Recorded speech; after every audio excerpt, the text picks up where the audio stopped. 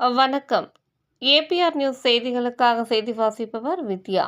திருத்தணி அருகே டிவிபுரம் ஊராட்சியில் 4 நாட்களாக மின்சாரம் இல்லை என்ற குடித்தண்ணீர் பிரச்சினை குற்றச்சாட்டை முன்வைத்து 200க்கும் மேற்பட்ட பெண்கள், ஆண்கள் சென்னை திருப்பதி தேசிய நெடுஞ்சாலையில் சாலை மறியல்.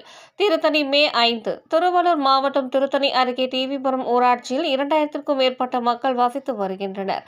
இந்த பகுதியில் 4 நாட்களாக மின்சாரம் வரவில்லை என்றும் 2 நாட்களுக்கு முன்பு பெய்த மழையில் மின்சாரம் துண்டிக்கப்பட்டது. தற்போது 4 நாட்களாகியும் மின்சாரம் இல்லை. இதனால் குடித்தண்ணீர் பிரச்சினை, பொதுமக்களின் அன்றாட குடிநீர் தேவையும் இல்லை. மேலும் குழந்தைகள், வயதான பெண்கள், உடல்நலம் சரியில்லாதவர்கள் ஆகியவர்கள் உறக்கம் இல்லாமல் 4 நாட்களாக அவதியடைந்து வருவதாகவும், மின்சாரத்துறை அதிகாரிகள் அலட்சியமாக செயல்படுவதாகவும், மின்சாரம் வழங்கவில்லை என்ற குற்றச்சாட்டை முன்வைத்து சென்னை திருப்பதி தேசிய நெடுஞ்சாலையில் 200க்கும் மேற்பட்ட பெண்கள், ஆண்கள் சாலை மறியலில் ஈடுபட்டு வருகின்றனர்.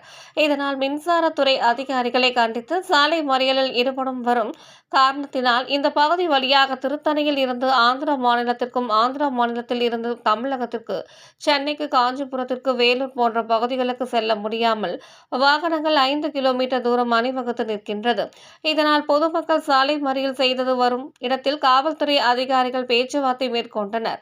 அப்போது உடனடியாக மின்சாரம் வந்தால் இந்த பகுதியை கடந்து செல்கிறோம், இல்லை என்றால் சாலை மறியலை கைவிட மாட்டோம் என்று காவல்துறை அதிகாரிகளிடத்தில் வாக்குவாதத்தில் சாலை மறியல் செய்தவர்கள் செய்வதால் கடும் பரபரப்பு சம்பவ இடத்தில் ஏற்பட்டுள்ளது.